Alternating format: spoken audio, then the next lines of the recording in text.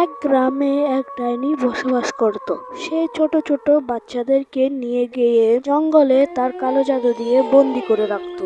আজ সে একটি নতুন বাচ্চার খোঁজে সীমা এবং রাজু খেলা করছিল, আর তখনই রাজুর পেছন থেকে ডাইনি এসে গেল। সীমা তা দেখে পালানোর চেষ্টা করলো, কিন্তু রাজু পালাতে পারলো না। ডাইনি তার কালো জাদু দিয়ে এখন রাজুকেও তার জঙ্গলের গোলাম বানিয়ে ফেলল।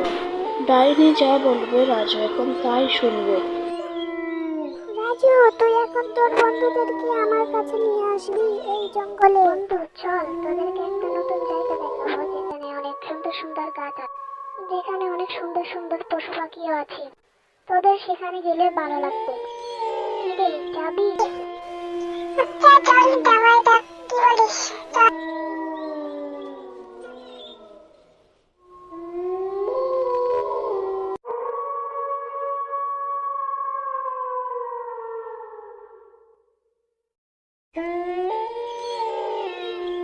কিরে, তুই তো বলেছিলি একটা সুন্দর জায়গা, এটা তো একটা ঘন জঙ্গল, আর এই জঙ্গলে তুই আমাদেরকে নিয়ে এসেছিস।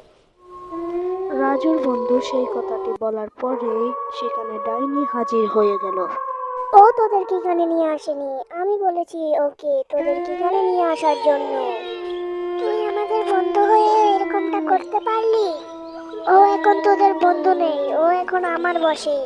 আর এটা বলে ডাইনি ওই ছেলেগুলোকে খেয়ে ফেললো। ডাইনি ওই ছেলেগুলোকে খেয়ে ফেলার খবরটি পুরো গ্রামে ছড়িয়ে গেল। আরে বৌদি, জানো এই গ্রামের কিছু বাচ্চাকে একটি ভয়ঙ্কর ডাইনি ধরে খেয়ে ফেলেছে, আর সেটা নিয়ে আজকে একটা মিটিং আছে, তুমি কি যাবে? হ্যাঁ হ্যাঁ, চলো গিয়ে দেখে আসি সবাই কি বলে। আমিও চাই, গিয়ে দেখে আসি সবাই কি বলে। আরে ভাই সব বলো না, এই ডাইনিটাকে নিয়ে কি করা যায়? এই পর্যন্ত এই ডাইনিটা 5টি বাচ্চাকে খেয়ে ফেলেছে। এই ডাইনিটার তো কিছু করতে হবে, আমাদের একটি তান্ত্রিকের খোঁজ করতে হবে। তোমরা কিছু মনে না করলে আমি একটা তান্ত্রিকের খোঁজ দিতে পারি।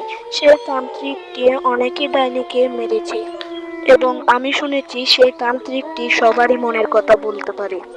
তাহলে চলো আর দেরি না করে সেই তান্ত্রিকের কাছে যাওয়া যাক। তান্ত্রিক দাদা, ও তান্ত্রিক বাবা, দরজাটা একটু খুলুন। দরজা খোলা আছে, তোরা আসতে পারিস। আসলে তান্ত্রিক বাবা, আপনার কাছে থাক, আর বলতে হবে না, আমি সবকিছুই জানি। তোরা এখানে কি জন্য এসেছিস, কেন এসেছিস? তোদের এলাকায় একটি ডাইনির উপদ্রব শুরু হয়েছে, আর তাই জন্যই তোরা এখানে এসেছিস। বেশি কথা না বলে আমার সাথে একজন আয়। ডাইনি, তোর খেলা এবার শেষ। আমি এখানে এসেছি, তোকে মরতে হবে আজ। কি, তুই আমার খেলা শেষ করবি? তোকে আজ মরতেই হবে। দাঁড়া, প্রথমে এই ছেলেটাকে তোর খবর থেকে বাইর করি, তারপর তোর খবর আছে। এই ছেলে, এদিকে আয়। তুই ওই ছেলেটাকে আমার কবল থেকে ছুড়িয়ে দিলি, দাঁড়া, তোর একদিন কি আমার একদিন। দাঁড়া, তোর আজকে হচ্ছে এবার।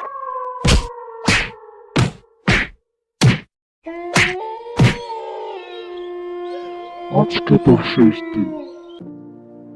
আমি ওই ডাইনিটাকে মেরে দিয়েছি, এবার তোমরা খুশি তো? হ্যাঁ সাধু বাবা, আমরা অনেকই খুশি, আপনার এই সাহায্যটা আমরা কোনোদিনও বলবো না। আর এই বলে গল্পটি শেষ হয়ে গেল এখানেই।